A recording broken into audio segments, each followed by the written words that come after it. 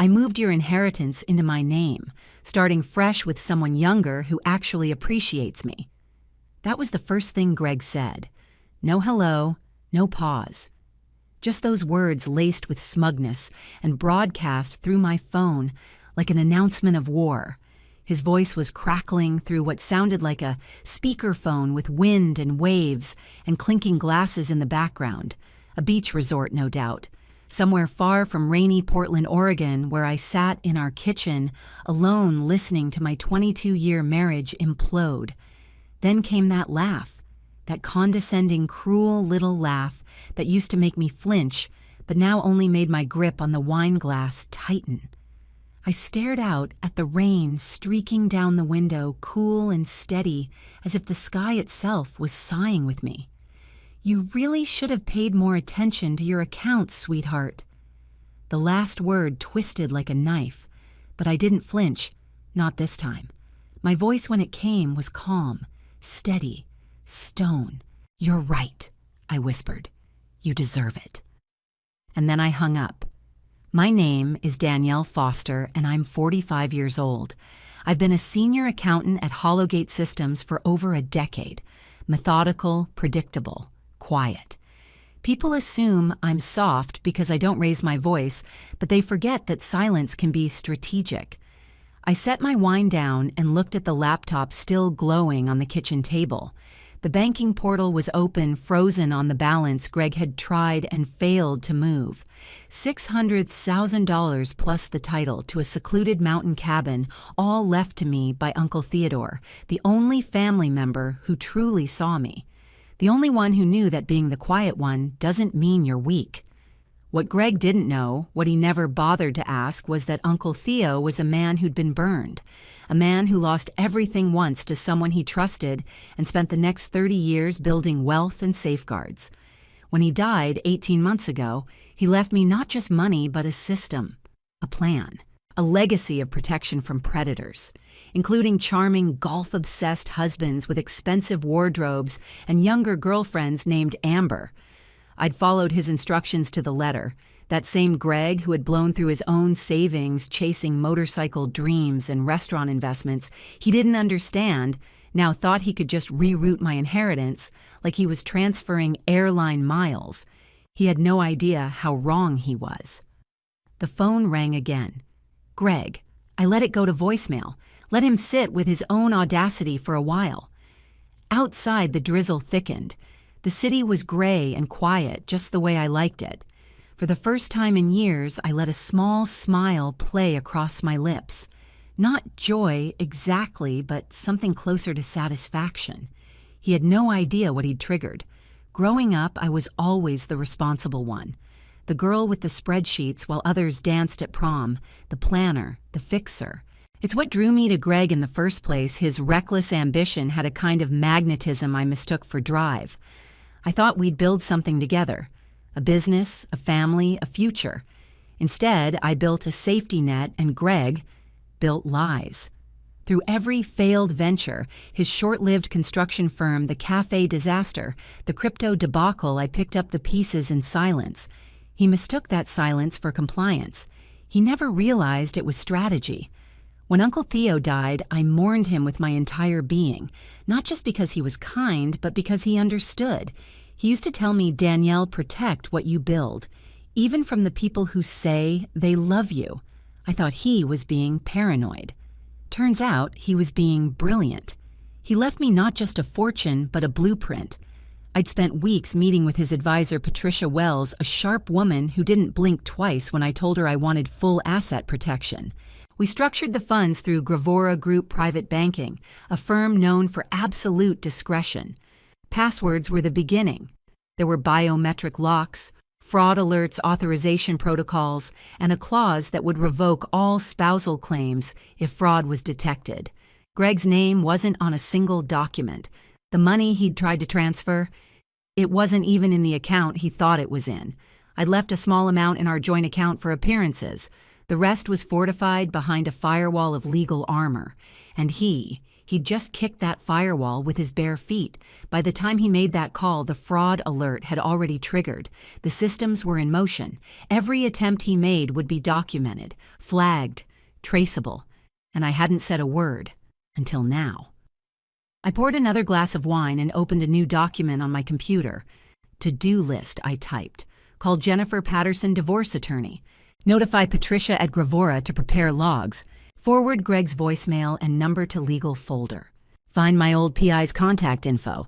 Cancel Greg's access to utilities and joint subscriptions. My fingers flew across the keyboard. I wasn't crying. I wasn't shaking. In fact, for the first time in years, I felt awake. Alive. In control. Let him think he'd won. Let him sip his margarita next to his 28-year-old bartender-turned-girlfriend and laugh about how he'd outsmarted his boring accountant wife. Because the next time he checked his account balance, it wouldn't be 6 figures waiting for him.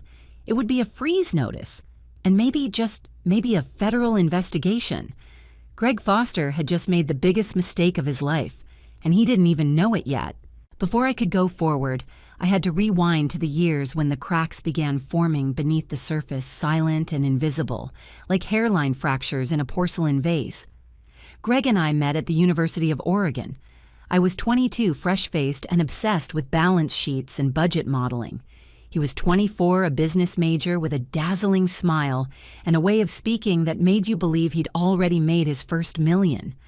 I was drawn to his energy. He called me grounding. I thought we'd be unstoppable together, a dreamer and a doer. And for a while, we were. We got married in a tiny ceremony under the fall leaves at Silver Falls. No debt, just vows and hope. We moved into a modest apartment in Beaverton, and I started my first real accounting job while Greg bounced from one business idea to another.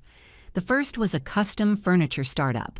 6 months later, we were left with unsold inventory, a pile of unpaid vendor bills, and a garage that smelled like varnish for a year. Then came the craft beer bar, then a wellness cafe, then crypto. Each time I cleaned up the mess, I filed the taxes. I negotiated with creditors. I pulled from savings to make sure the mortgage got paid.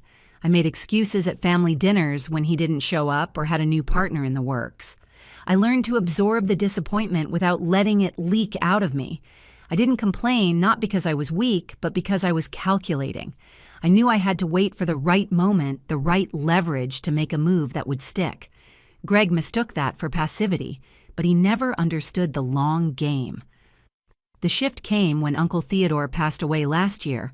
I hadn't seen Greg cry at the funeral, not once, but I cried for both of us, for the man who'd been a second father to me, and for the loss of the only person who ever gave me unfiltered financial advice without judgment. He'd been quiet and intense, with the kind of eyes that saw 3 steps ahead.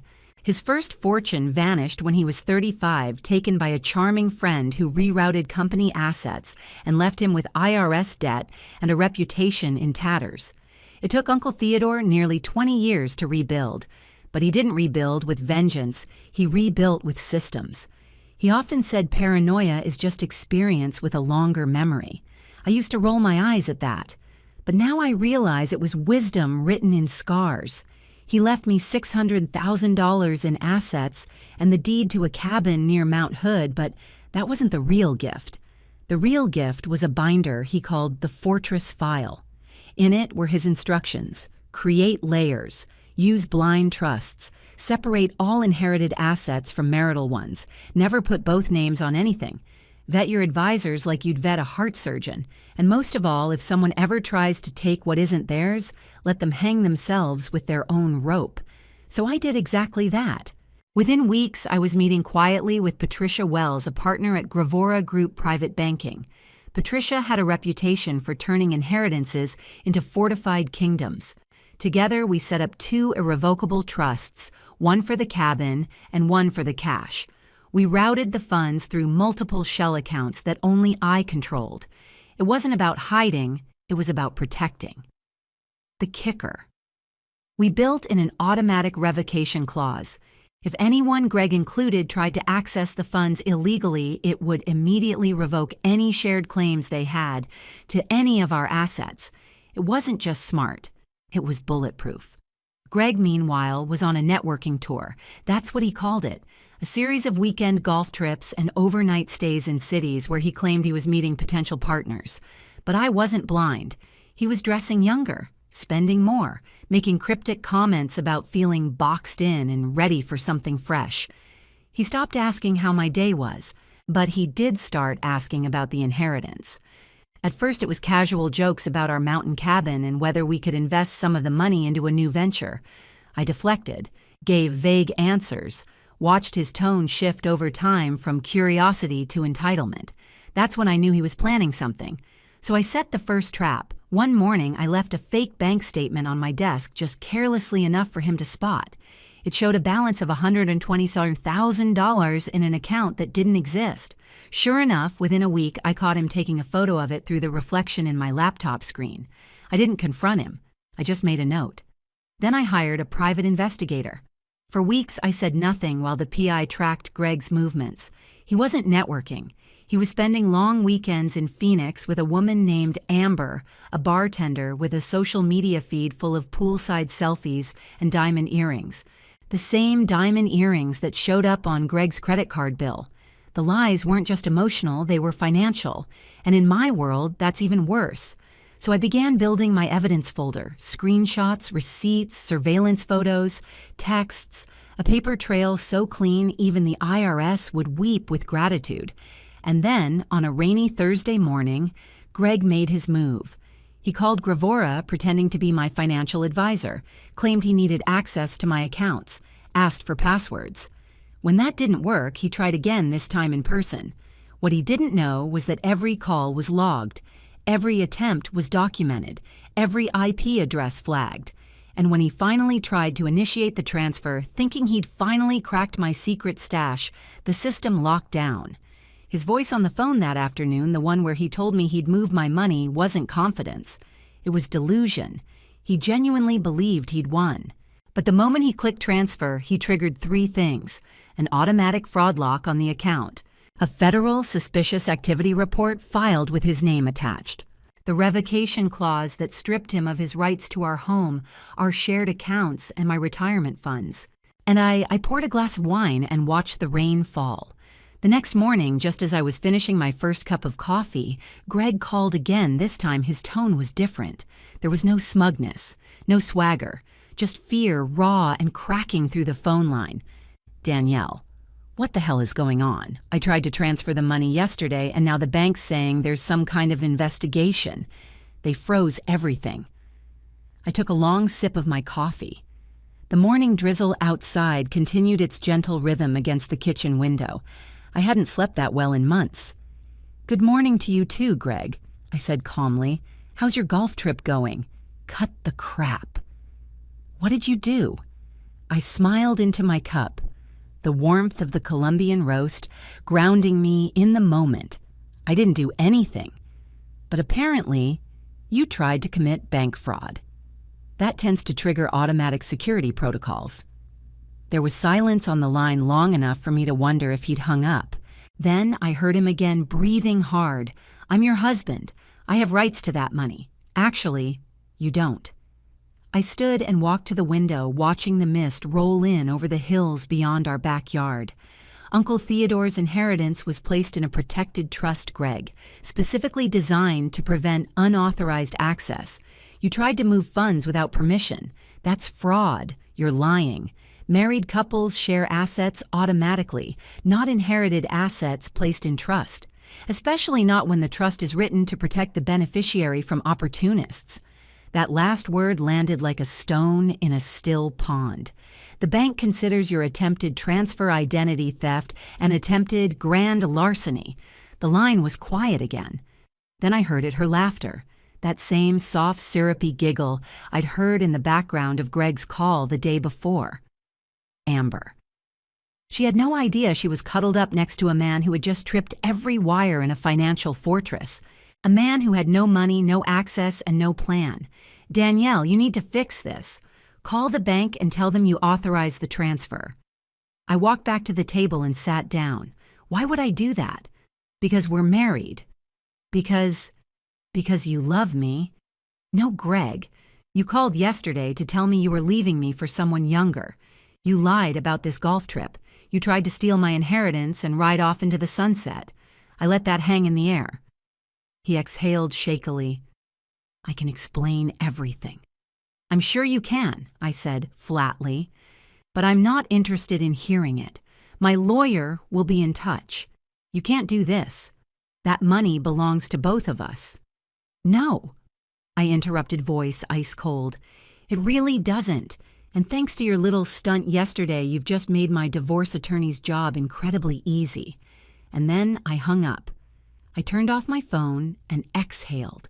The tension didn't vanish, but it morphed into something sharper, focused, clear.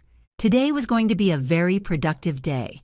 By 9 a.m., I was sitting in the sleek downtown office of Patterson and Associates. I'd consulted them 3 months ago quietly when Greg's behavior had first changed.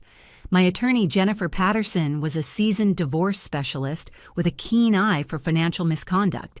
"Danielle, I have to say this is one of the cleaner cases I've seen in years," Jennifer said, flipping through the evidence folder I'd handed her. "Your husband essentially gift-wrapped his own downfall." I'd come prepared. Screenshots of his credit card activity over the past 6 months, multiple charges at out-of-town hotels, dinner reservations for 2 jewelry receipts. I had banking records showing attempted transfers from our joint account. I even brought time-stamped logs of failed access attempts at Gravora. Jennifer tapped her pen against the folder. "What I don't understand is how he thought he could access a protected trust without the authorization codes." I pulled out my phone and scrolled to a series of old text messages.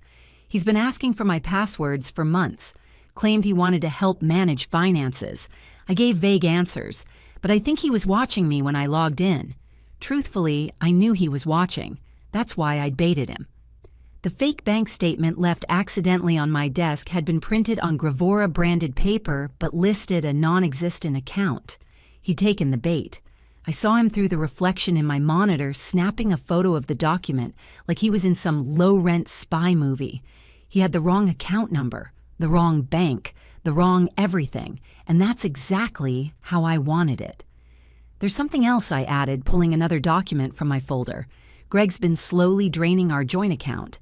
Nothing dramatic, but over time it added up to nearly $15,000. Jennifer's eyebrows shot up. Where was it going? "A bank account I didn't recognize. I had a private investigator trace it last month. It's under his name only. He used it to pay for his affair hotel rooms, flights, expensive meals, even a spa weekend." I handed her another envelope, photos of Greg and Amber in Phoenix, receipts, video stills. Jennifer flipped through them, visibly impressed. "Danielle, this is outstanding. With this kind of documentation, we can file on grounds of adultery and financial misconduct. And thanks to the failed inheritance transfer, we've got attempted fraud on record. He has 0 footing." I leaned forward. "There's more." I explained the revocation clause, the one Theodore had insisted we include. If Greg ever tried to claim or transfer funds from the trust illegally, he would automatically forfeit any claim to shared marital assets. Jennifer sat back in her chair and let out a low whistle. "So the moment he tried to move the money, everything else legally became mine." She shook her head amazed. "Your uncle was a genius. He was," I said, my voice softening, "and he warned me. Not just about Greg, but about people who think loyalty is weakness." At 11 a.m., just as I was leaving Jennifer's office, my phone rang. "Patricia Wells from Gravora. Mr. Foster has been calling our offices repeatedly since 8 this morning." She said, her voice calm, but with a trace of amusement. "He seems to believe he can resolve the situation by speaking to a supervisor, and we've informed him that any attempted unauthorized access to protected accounts is automatically escalated to federal banking authorities. His Social Security number has been flagged in our system. Any future attempts will trigger immediate law enforcement notifications." I laughed softly. "Patricia, that's even better than I expected." She wasn't done. "There's something else." We reviewed prior activity. "Mr. Foster made several calls in February claiming to be your financial advisor. He also visited one of our branches in person and attempted to request account information under false pretenses." My grip tightened on the phone. He did what we flagged it as suspicious at the time. But now, in light of recent events, it demonstrates a clear pattern of premeditation. We've logged every incident. I'll have documentation sent to your attorney within the hour. Greg hadn't just made a mistake. He'd built a case against himself brick by brick. By the time I returned to my office at Hollowgate Systems that afternoon, I'd already forwarded Patricia's full documentation to Jennifer. I walked through the sleek glass doors with my head held high, not to make a scene, but because I refused to shrink anymore. No one at work knew what was unfolding behind the scenes, and I planned to keep it that way. But that plan didn't last long. Just before lunch, my supervisor, David Walsh, knocked gently on my office door. His expression was somewhere between curious and concerned. "Danielle, there are 2 people here to see you. They say they're with federal banking enforcement." I felt my heart hiccup, but I nodded. "Send them in, please." 2 agents stepped into my office. A woman in her 40s with kind eyes and a no-nonsense air, and a younger man with a sharp haircut and government-issued blandness. They introduced themselves as Agent Martinez and Agent Thompson and handed me their credentials. "Mrs. Foster, we're investigating suspicious activity related to your inheritance." Trust Agent Martinez began settling into the chair across from my desk. "Your banking institution has flagged multiple attempted unauthorized transfers, one of which occurred yesterday. We understand your husband Gregory Foster may have been involved." I closed my laptop and gave them my full attention. "That's correct," I said. "He called me from what he claimed was a golf trip, laughing, saying he'd move my inheritance into his name. I knew immediately it wasn't possible, but he was very confident." Agent Thompson was scribbling notes. "Have there been prior incidents where your husband tried to access your accounts?" "Not that I was aware of until Patricia from Gravora told me this morning. He's been making calls for months, claimed to be my financial advisor, even visited a branch." Agent Martinez nodded. "We've received those logs." There was a pause. "Mrs. Foster, we need to inform you that this isn't simply a civil matter. Attempting to gain unauthorized access to federally protected financial trusts can constitute bank fraud, identity theft, and financial impersonation, all federal offenses." I nodded. I assumed as much. Agent Thompson looked up from his notebook. "If proven, the penalties could include up to 20 years in federal prison, especially given the evidence of premeditation." I felt the weight of it settle in the air like dust. 20 years.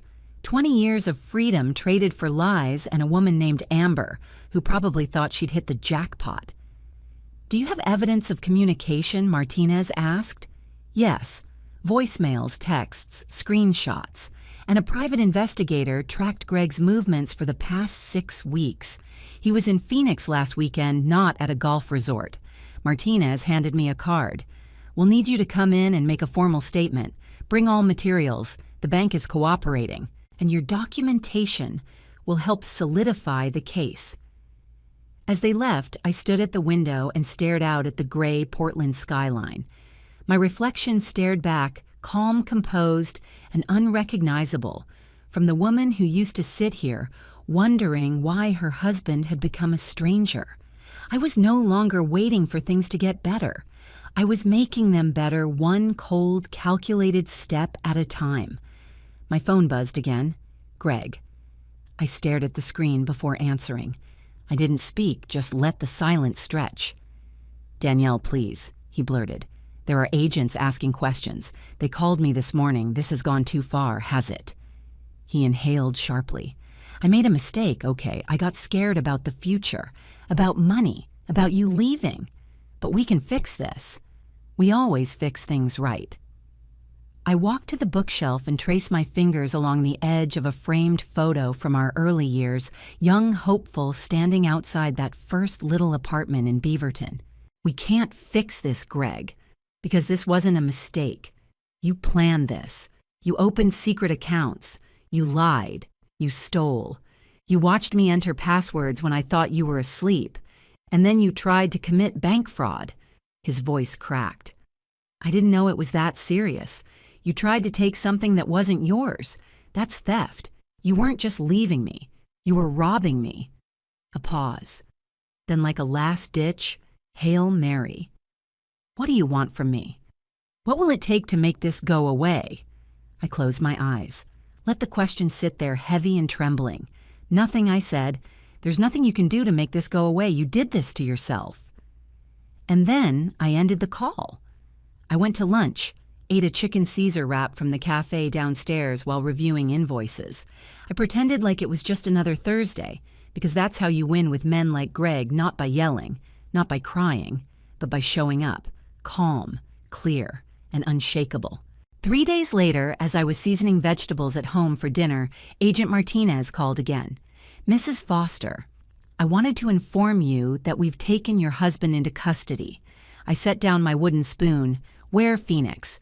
He was attempting to board a flight to Costa Rica with his companion when TSA flagged his passport.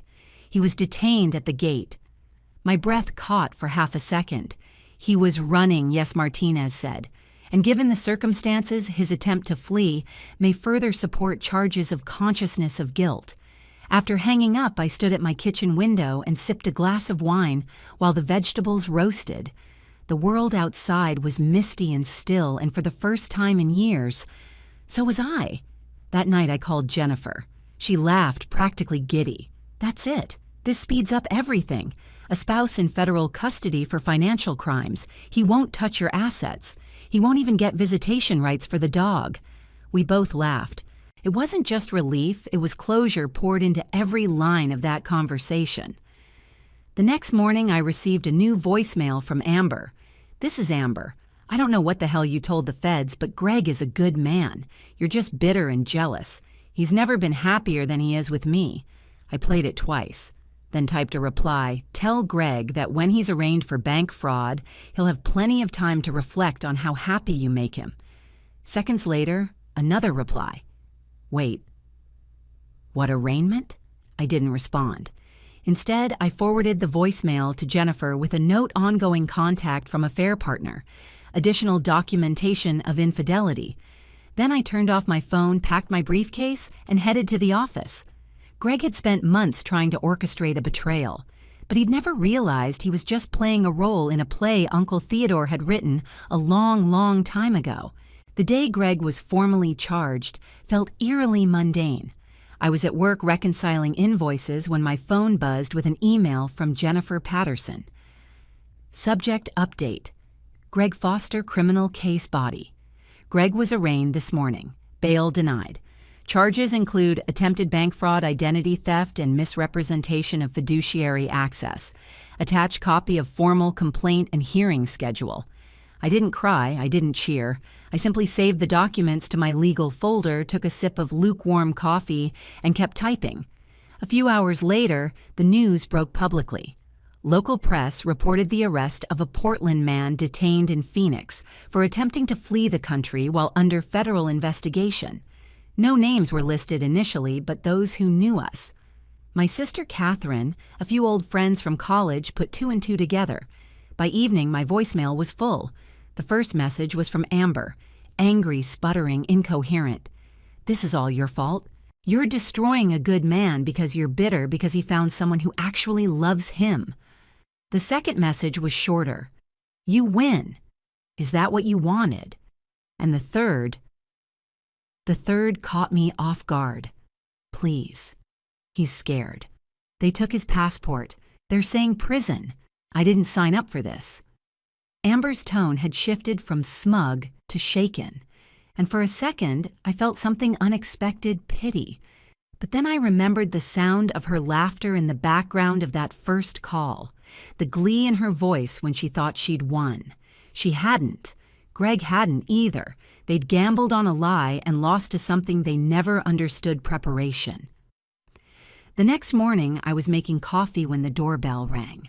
A courier stood outside holding a thick envelope from Gravora Group Private Banking. Inside were new account credentials, security logs, and a handwritten note from Patricia Wells. All security protocols have been reset. Your inheritance remains fully protected and has continued accruing interest during this period. Your uncle would be proud. I stared at the words for a long moment.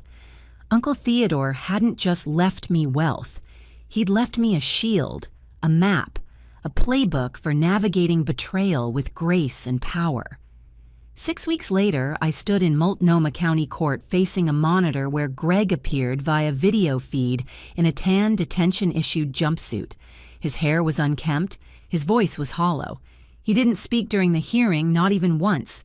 Jennifer laid out everything with ruthless clarity: the fraudulent access attempts, the stolen joint funds, the infidelity, the premeditated impersonation of a fiduciary.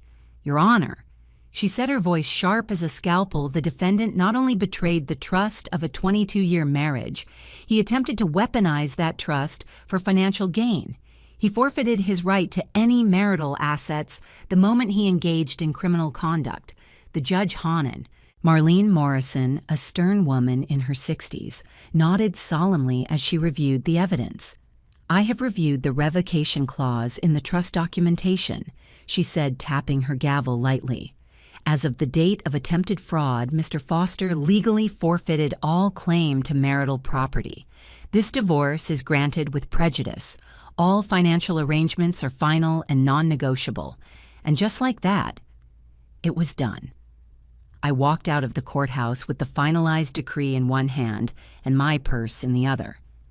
My phone buzzed in my pocket. Catherine saw the news about Greg's sentencing. 28 months in federal prison. "You okay?" I smiled. Never been better. That afternoon, I met with Patricia again. We sat across from each other in the private client wing of Gravora Group, sipping peppermint tea and reviewing portfolio updates. The trust had grown by another 4% during the legal storm. The cabin had appreciated in value thanks to a new hiking trail expansion nearby. And combined with my share of our former joint savings and untouched retirement account, I was now in a position I'd never imagined, free liquid and fully self-determined. But that wasn't what moved me most. What moved me was the envelope Patricia slid across the table, cream-colored with a familiar signature on the seal. "I almost forgot," she said. "Your uncle left this with me. He said to deliver it once all legal matters were resolved." My hands trembled slightly as I broke the wax. Inside was a letter. Short, precise, pure, Theodore, Danielle. If you're reading this, it means someone tried to take what wasn't theirs. I hope my preparations helped. But more than that, I hope you remember what matters most. Peace of mind. Build something beautiful with what remains. T. I blinked hard, folded the letter, and tucked it into my purse. Build something beautiful. He didn't mean just a business. He meant a life. In the weeks that followed, I took a break from work. Not to escape, but to build. I'd seen too many women over the years stuck in situations like mine, financially dependent on men who didn't respect them, too afraid to plan for independence. So I began sketching out an idea, a financial literacy nonprofit focused on helping women quietly, discreetly build financial defenses. Inheritance protection, divorce preparation, legal awareness, the Fortress Fund. It started as a quiet blog with a downloadable checklist.